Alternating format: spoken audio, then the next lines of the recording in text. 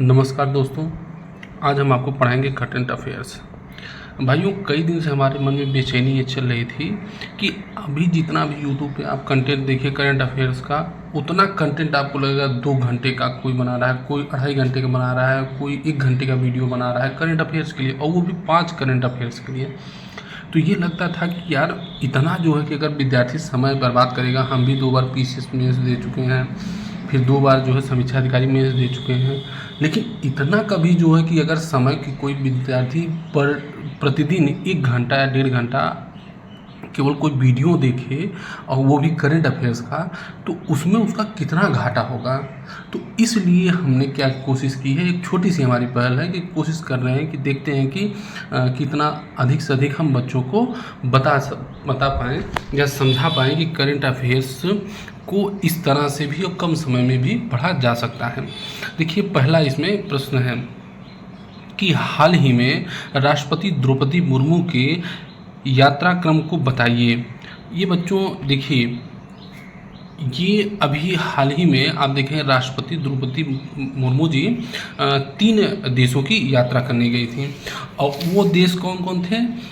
देखिए, न्यूजीलैंड है, फिजी है और तिमोर लेस्ते है। देखिए, अब इन तीनों की यात्रा करने गए थे, तो कौन कौन से यात्रा का क्रम पहले क्या था? पहले था फिजी मतलब जो है कि दूसरा बी, और फिर यात्रा कौन की, और यात्रा कहाँ हुई थी? फिर जो है कि पहला जो है न्यूजीलैंड की यात्रा की, और फिर तिमोर लेस्ते मतलब जो है कि BAC, ये उनकी यात्रा का क्रम था। ये तीसरा जो है कि ये सही है। तो आप देखेंगे कि उनकी यात्रा का क्रम कई बार पूछा जाता है कि राष्ट्रपति जी कहाँ कहाँ जो है कि यात्रा करके आई और यात्रा में क्या क्या हुआ। अब देखिए, इसमें अब प्रश्न और क्या बन सकता है? न्यूजीलैंड की राजधानी, जैसे हम वेलिंगटन जानते हैं, वेलिंगटन राजधानी हो गया। फिजी की राजधानी आपको पता है कि सुआ है, और फिर तिमोर लेस्ते की राजधानी दिल्ली, यहाँ पर इन्होंने यात्रा की। फिर फिजी के संबंध में एक और सूचना है कि फिजी का इन्हें सर्वोच्च सम्मान, राष्ट्रपति महोदय को सर्वोच्च सम्मान प्रदान किया गया है। उसका नाम था grand collar of the order of Timor Leste का सम्मान इन्हें प्रदान किया गया है। तो यहाँ पर गए हुए थे कि भाई हमारे यहाँ से व्यापार किस तरह से हो, हमारे यहाँ से जो है कि राजनीतिक संबंध किस तरह से बढ़े। अभी हम देखेंगे हाल ही में जो है प्रधानमंत्री जी भी और राष्ट्रपति जी भी ये कोशिश कर रहे हैं कि हम लोग तिमोर लेस्ते में अपना एक दूतावास खोलें, क्योंकि अभी हमारा वहाँ दूतावास नहीं है। तो चलो आगे देखते हैं। दूसरा है, पेरिस ओलंपिक में भारत ने कितने पदक जीते? पेरिस ओलंपिक में भारत कितने पदक जीता? भारत ने केवल और केवल 6 पदक जीते, जिसमें 1 रजत पदक और 5 जो है कांस्य पदक भारत ने जीते।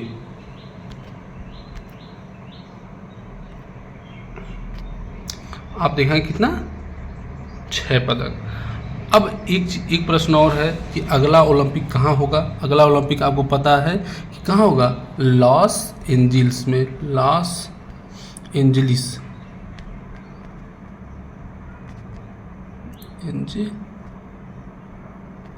में होगा। फिर अगला प्रश्न एक और बनता है कि लॉस एंजलिस में, चलिए ठीक है ये होगा। फिर जो है कि भारत का कौन सा स्थान इसमें था? भारत का इस जो है कि पदक सूची में कौन सा स्थान था? 71वां था। जबकि इससे पूर्व जब हुआ था ओलंपिक गेम, तो उसमें कौन सा स्थान था भारत का? भारत का उसमें स्थान था 48वां। और भारत ने पदक भी जीता था, कै 7 पदक भारत ने जो है जीते थे, 7 पदक भारत ने जीते थे। तो इस तरह से आप देखेंगे कि जो पिछला ओलंपिक हुआ, जो टोक्यो में हुआ था, उससे हमारा प्रदर्शन क्या था? गिरा हुआ था। तो आप आगे देखते हैं बच्चों। आगे, सेंट मार्टिन द्वीप कहाँ स्थित है? सेंट मार्टिन अभी चर्चा में क्यों आया कि शेख हसीना बांग्लादेश छोड़ के भाग गए। अब उन्होंने एक लेटर जारी किया, उन्होंने बताया कि भैया हम इसलिए भाग गए भारत से, हम इसलिए ये तीसरा प्रश्न है, सेंट मार्टिन द्वीप कहाँ स्थित है? ये द्वीप आपको पता है कि अभी बांग्लादेश में घटना घटी कि वहाँ की जनता ने जो है कि आंदोलन कर दिया। आंदोलन करके जो है कि शेख हसीना को गद्दी से हटना पड़ा। मतलब इतना ज़बरदस्त विरोध हुआ वहाँ पर, शेख हसीना का गद्दी छोड़ के उनको भागना पड़ा।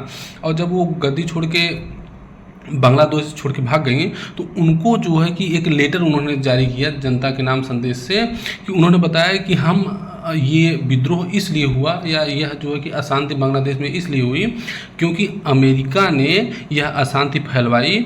और अमेरिका ने जो है कि जो ये द्वीप है, अमेरिका बार बार इसकी मांग कर रहा था कि आप द्वीप हमें दे दीजिए, हमने उसे नहीं दिया। तो ये द्वीप जो है कहाँ स्थित है? बंगाल की खाड़ी में स्थित है। बंगाल की खाड़ी में स्थित है बांग्लादेश। और इसके जो है कि बांग्लादेश के संस्थापक कौन थे? शेख मुजीबुर रहमान। और बांग्लादेश कब बना हुआ था? 1971 में बना हुआ था। तो आप ये जानते हैं। फिर अरब सागर है, हिंद महासागर है, फिर जो है कि चीन सागर है। तो इनमें से कौन सा ही है? बंगाल की खाड़ी में ये द्वीप है, सेंट मार्टिन द्वीप, जो बहुत ही रणनीतिक रूप से बहुत महत्व का द्वीप है। आगे देखिए बच्चों, उत्तर प्रदेश सरकार सौर छतें लगाने वालों के लिए प्रशिक्षण कार्यक्रम चला रही है। किस? पहला है सूर्य मित्र, किरण मित्र, कौशल मित्र, आर्य मित्र। किस नाम से चला रही है? चला रही है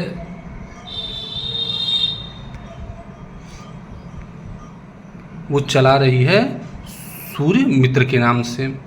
और इसमें क्या योजना इसमें है कि 30,000 जो है बच्चों को प्रशिक्षित किया जाएगा, ताकि जो है कि प्रदेश में सूर्य जो है कि छतें, सौर छतें लगाई जा सकें।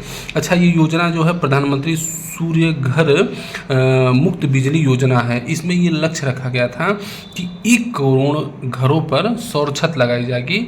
और उससे क्या होगा कि सरकार की जो बिजली का उत्पादन है उसमें जो है कि कोयला का जो उपयोग किया जा रहा है या अन्य उपयोग किया जा रहा है उसकी बचत होगी और लोगों को 24 घंटे बिजली उपलब्ध होगी। तो ये योजना चलाई गई।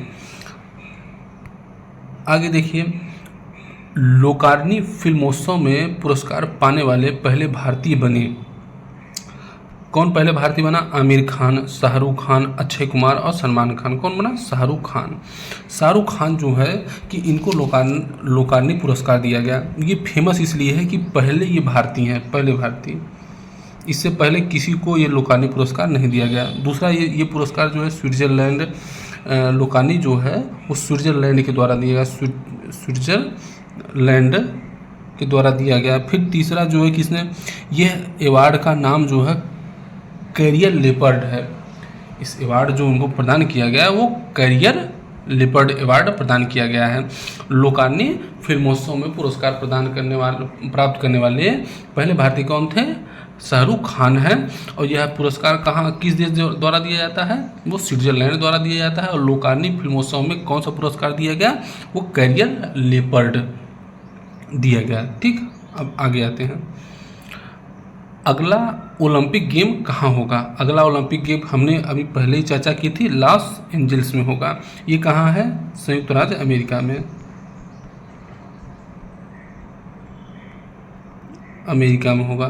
फिर जो है कि हमने पदक की संख्या बताई थी, भारत के पदक की संख्या 6। अभी जो ओलंपिक बीता है कहाँ, पेरिस में हुआ था, 6 है। और इसमें सबसे अधिक पदक किसने जीता है? अमेरिका ने जीता है। अमेरिका ने कितने पदक जीते हैं? अमेरिका ने जो है अमेरिका 40 पदक जीता। चीन जो है 40 गोल्ड पदक जीता और 40 चीन ने भी गोल्ड पदक जीता। लेकिन अमेरिका ने जो है कि अमेरिका के कुल पदकों की संख्या 126 थी। अमेरिका के कुल पदकों की संख्या, यूएसए के कुल पदकों की संख्या जो है 126 थी, जिसमें 40 गोल्ड, फिर आप देखेंगे 44 रजत और 42 जो है ब्रॉन्ज थे। इसके बाद चीन आता है, चीन का स्थान आता है। चीन आप देखेंगे कि चीन ने कुल टोटल 91 पदक जीते। इनमें आप देखेंगे कि 40 गोल्ड है, 27 जो है रजत पदक है और 24 ब्रॉन्ज पदक है। इसके बाद आप देखेंगे जापान है। जापान ने कुल तीसरा स्थान जापान का है, उसने 45 पदक जीते हैं, जिसमें से 20 पदक स्वर्ण पदक है, 12 रजत पदक है और 13 जो है ब्रॉन्ज है, मतलब जिसे कांसा बोलते हैं, कांसे बोलते हैं। इसके बाद अगला प्रश्न हम देखते हैं।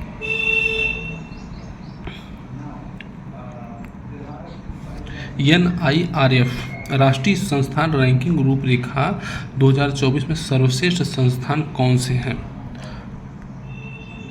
ये देखिए सर्वश्रेष्ठ संस्थान कौन सा है इस बार? IIT मद्रास। IIT मद्रास को इसमें प्रथम स्थान मिला है और यह लगातार छठी बार है कि NIRF में जो है कि मद्रास लगातार चौथी बार, छठी बार प्रथम स्थान प्रदान किया है। सेकेंड स्थान पे आप देखेंगे, द्वितीय स्थान पर है कौन? IISC बेंगलुरु है, बेंगलुरु। फिर इसके बाद आप देखेंगे कि तीसरे स्थान पर IIT बॉम्बे है, IIT बॉम्बे है।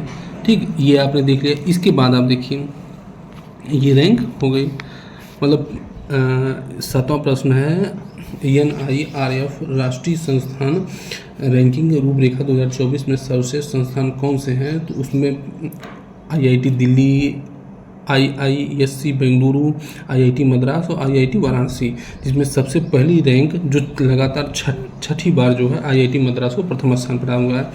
दूसरा स्थान आपने बताया था IIS जिसका नाम है Indian institute of science Bengaluru को द्वितीय स्थान प्राप्त हुआ। तृतीय स्थान IIT बॉम्बे को प्रदान हुआ है। ठीक, आगे देखते हैं।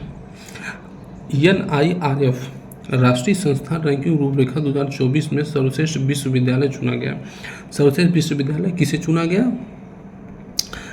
JNU को, जामिया मिलिया इस्लामिया को, या भारतीय विज्ञान संस्थान बेंगलुरु को और BHU को? किसको चुना गया? भारतीय विज्ञान संस्थान बेंगलुरु को। अच्छा, इसमें विश्वविद्यालय रैंक में हमने बताया पहले कौन? सर्वश्रेष्ठ रैंक जो प्रौद्योगिकी के क्षेत्र में, उसमें मद्रास सबसे सर्वश्रेष्ठ स्थान पर है, फिर दूसरे पर भारतीय विज्ञान संस्थान बेंगलुरु, द्वितीय स्थान पर तृतीय IIT बॉम्बे है। लेकिन जो है विश्वविद्यालय के स्तर पर भारतीय विज्ञान संस्थान बेंगलुरु प्रथम स्थान पर है। दूसरे स्थान पर कौन है बच्चों? दूसरे स्थान पर अन्य संस्थाएं हैं। और ये एक चीज़ और है, ये भारतीय विज्ञान संस्थान 9वीं बार लगातार जो है कि प्रथम स्थान प्राप्त की है। अच्छा, कॉलेज के स्तर पर भी जो है रैंक दी गई थी NIRF के द्वारा। कॉलेज में प्रथम कॉलेज जो है हिंदू कॉलेज का नाम आया कॉलेज। फिर दूसरी जो है दूसरी रैंक